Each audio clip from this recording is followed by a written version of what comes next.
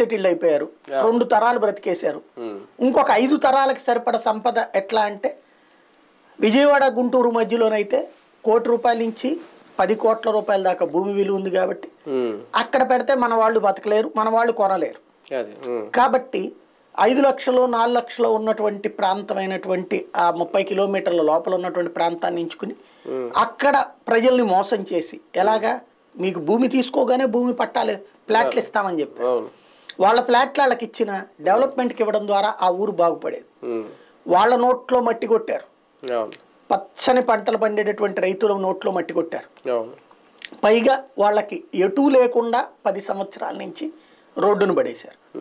Telugu Desam party అట్లా పడేసింది, దాన్ని బాగు చేద్దామంటే చేసే చిత్తశుద్ధి వీళ్ళకి లేదు. ఎందుకంటే ఆల్రెడీ దాని చుట్టూ వాళ్ళు లక్షల కోట్లు సంపాదించాలనుకున్నారు కదా, అది బాగు చేస్తే వాళ్ళు బాగుపడతారు కదా. వాళ్ళు బాగుపడటంతో పాటు రాజకీయంగా తెలుగుదేశం బాగుపడుతుంది కాబట్టి అది బాగు చేయడం వీళ్ళకి ఇష్టం లేదు. రెండవది ఆ కళలు జనం కళ్ళల్లో సృష్టించిన కళలు ఏవైతే ఉన్నాయో, ఒక సింగపూరు, ఒక జపాను, ఒక జర్మనీ అని సృష్టించిన కళలు ఏవైతే ఉన్నాయో అవి సమీప భవిష్యత్తులో ఎవడి వల్ల కాదు, స్వయంగా నరేంద్ర మోడీ వచ్చి కూర్చున్నా కూడా వల్ల కాదు. కాబట్టి ఆ అసంతృప్తిని మనం చల్లార్చలేనప్పుడు ఎంత పోసినా దాంట్లో